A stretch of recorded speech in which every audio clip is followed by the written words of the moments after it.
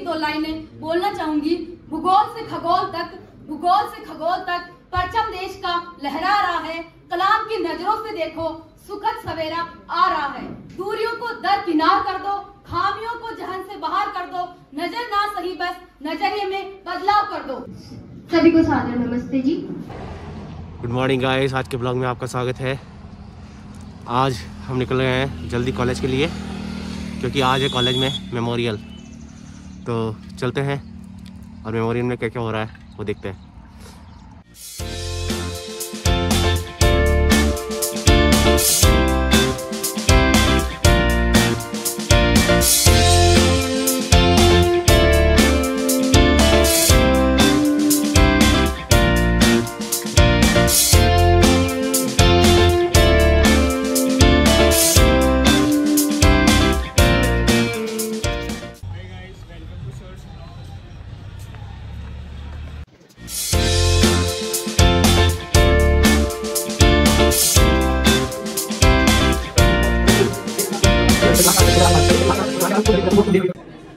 यहाँ पे ये हमारा सेटअप है और ये है पूरा स्टेज।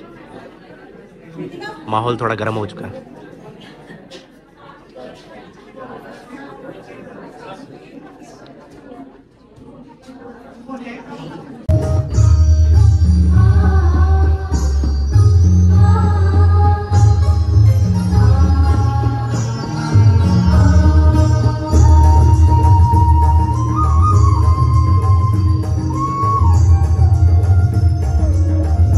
हार्दिक अभिनंदन और स्वागत करती हूँ। धन्यवाद। मैम, आपने हमें सर के 3 व्यक्तित्व से परिचित कराया।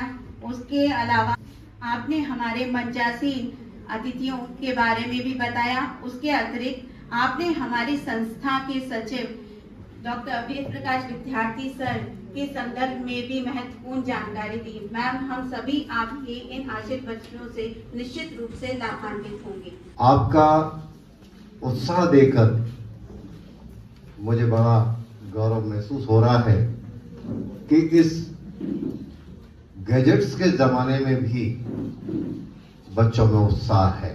आपके सबके चेहरों पर मुझे मुस्कुराहट दिख रही है। ये मुझे बड़ा प्रफुल्लित कर रही है। ये आपकी मुस्कुराहट, आपका जोश, आपकी सहभागिता, ये दूसरे बच्चे विद्यार्थी जो आपके संपर्क में हैं, आपको देखेंगे, उनके लिए एक मनोबल और उनके उत्साह का, उनकी प्रेरणा का एक कारण बनेगी। धन्यवाद सर। प्रतियोगिता होने जा रही है, ये इसी उद्देश्य को लेकर की जा रही है। निश्चित रूप से हमारे विद्यार्थी जो हमारे कॉलेज के हैं, अदर कॉलेजेस के हैं, वो सब यहाँ पर हैं और वो सब हमारे एक अच्छे होनहार विद्यार्थी के रूप में ही हमारे बीच में है। हम चाहते हैं कि उनका उज्जवल भविष्य हो, उनके साथ सफलता का मार्ग प्रशस्त हो। इस भावना के साथ हमारी टीम ने आप लोगों के लिए यह समारोह आयोजित किया है।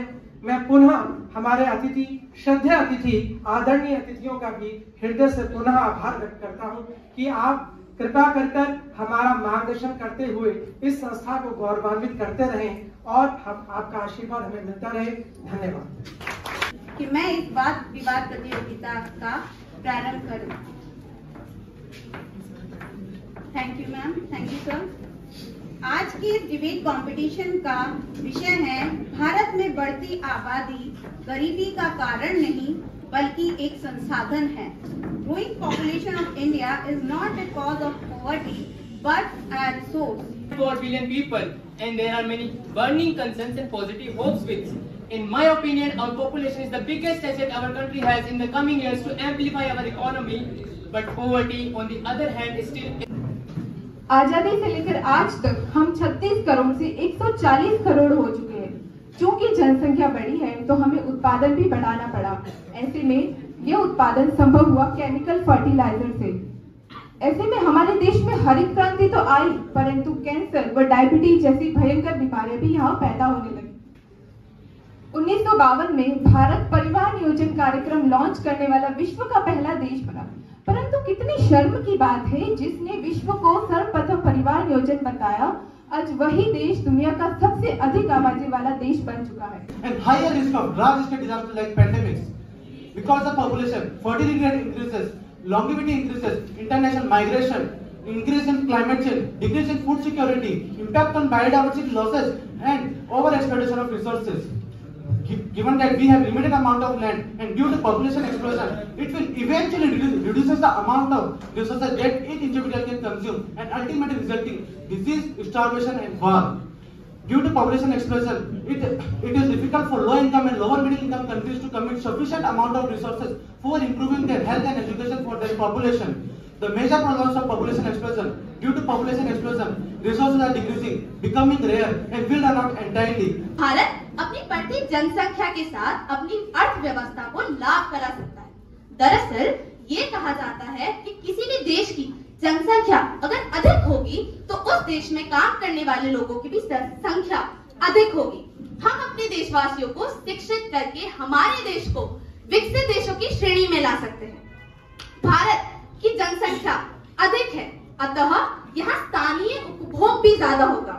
आसान भाषा में कहूँ तो अधिक आबादी मतलब बहुत बड़ा बाजार। भारत की आबादी 140 करोड़ है, जिसमें से 67% युवा आबादी है। अतः भारत में युवा शक्ति का भंडार है। भारत इसी युवा शक्ति का उपयोग लेके अपने देश को डिफेंस, मेडिकल और टेक्नोलॉजी से ऐसे क्षेत्रों में दुनिया की सबसे बड़ी ताकत बना सकता है। Growth is very simple, but who cares that it explores a great meaning that changes thousands of thoughts. The current world population, according to 2020 till, the current world population is 8 billion, out of which 1.42 billion people resides in India, and which was just 920 million in 1994. Oh my God, aren't you surprised? India is a country with a great youth, but it is more hazardous when this youth is unemployed. Most of them study a lot, but will they got job? I ask, honorable judges, I ask, who guarantees it? I am sure no one. The most valuable capital to be invested is human being. Now, first of all, what does this term growing population or population growth means? According to WHO, the annual average increase in the population size in a particular area during a specific period of time, that is termed as growth of population. Celebrate Human Rights Day, Teachers Day, Mattress Day as to reconcile their efforts and the values they have added in the society. Whereas, in spite of celebrating our population or the numbers, we try to spread the message to curb our population rather than spreading it. As it is rightly said by Maurice Strong, either we reduce the world population voluntarily or nature will do this for us, but brutal. अवसरवादी हूँ, मुझे बोतल पूरी भरी हुई लग रही है, आधी पानी से और आधी हवा से। हमें हर चीज में पॉजिटिव देखने की जरूरत है। मेरे कई साथी आज यहाँ तो इस बात पे सर पीट सकते हैं कि हमारी जनसंख्या ज्यादा है, या ये कह सकते हैं कि इन जनसंख्या का इस्तेमाल करके हम सर ऊंचा करके देश को आगे बढ़ा सकते हैं। United nation department of social affairs की रिपोर्ट ने यह बताया है कि हमारे देश भारत की आबादी 140 करोड़ से ज्यादा है, और ये कुल आबादी नहीं है, क्योंकि वह तो हर मिनट बढ़ती जा रही है। विश्व की 18% जनसंख्या हमारे देश में है। इसके विपरीत मात्र 2.4% भूमि हमारे पास है, मात्र 4% पीने लायक पानी हमारे पास है, मात्र 3.7 ट्रिलियन डॉलर की जीडीपी हमारे पास है। 15 अगस्त को पंचप्राण की शपथ लेते हम सबने अपने आप से ये वादा किया है कि हमें हमारे देश भारत को 2047 तक एक विकसित देश बनाना है। इसलिए हमें जनसंख्या को नियंत्रित करना होगा, वरना ये बढ़ती आबादी बढ़ती बर्बादी बन जाएगी हमारी। धन्यवाद।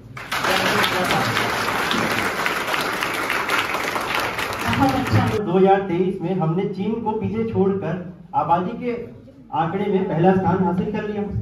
हमारा देश 140 करोड़ लोगों का देश हो चुका है, और हमारे पास आज काम करने वाली अगर जनसंख्या की बात की जाए तो 25 करोड़ की जनसंख्या हमारे पास काम लायक है, पर हम काम केवल 7 करोड़ लोगों को दे पाए। अगर देखा जाए तो भारत के पास जो क्षेत्रीय पद है वो पूरी दुनिया के 2.4% हिस्सा है, जबकि चीन के पास ये 6.3 है, और भारत की आबादी 17.76% है पूरी दुनिया की। शहर, नगर, कभी आपने गांव को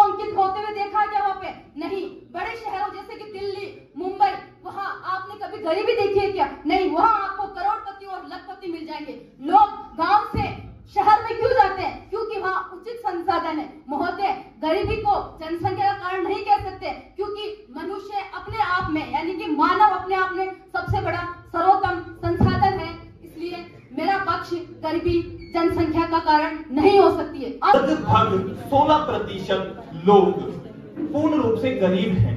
पूरे विश्व के अंदर हम 77वें नंबर पर अपराधों की श्रेणी में आते हैं और न्याय दिलाने के मामलों में हम 79वां स्थान रखते हैं। ये सब क्यों बता रहा हूं? क्योंकि हमारी पॉपुलेशन है 142 करोड़। बहुत सारे लोगों ने बताया है। अब इस बात पे आप सोचिए कि हम विश्व में सबसे ज्यादा पॉपुलेशन तो रखते हैं, लेकिन इसके पहले जो मैंने आंकड़े बताए, क्या वो इससे मेल खाते हैं?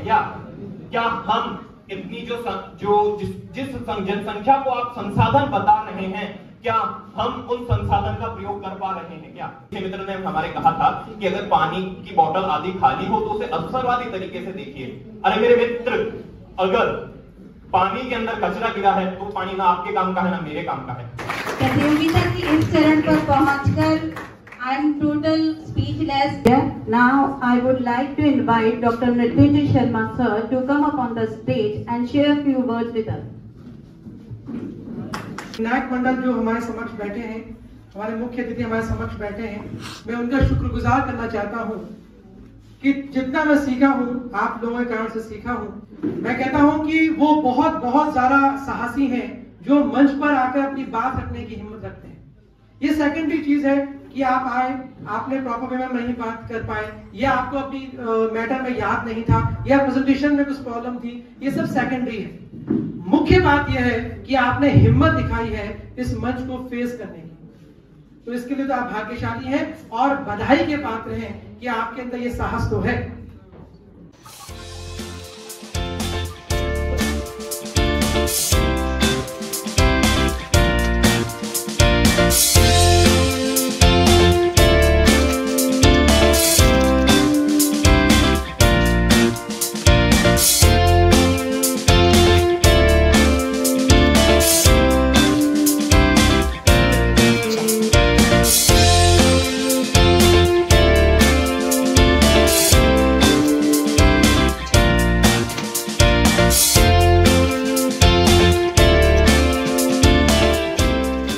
बारी आने वाली है।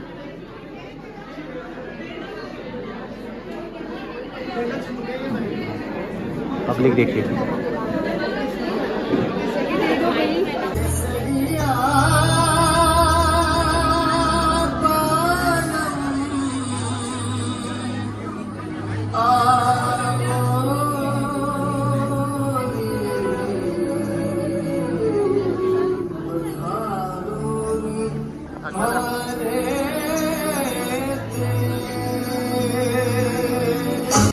तो आइए देखते हैं इस संस्कृति कुछ क्षण।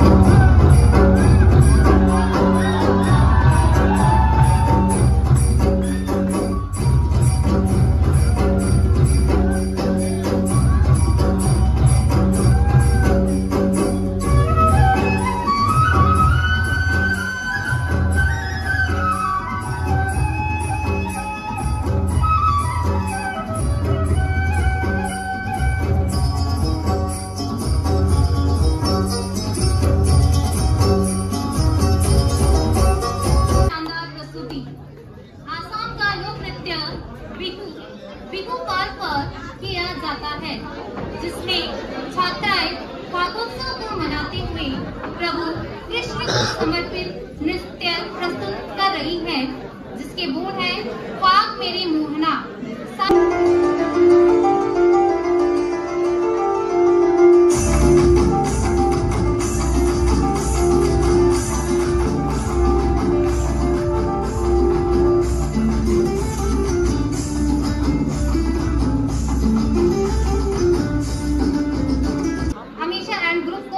करती हूँ जो तालमेल थीम पर अपने नृत्य की प्रस्तुति देंगी।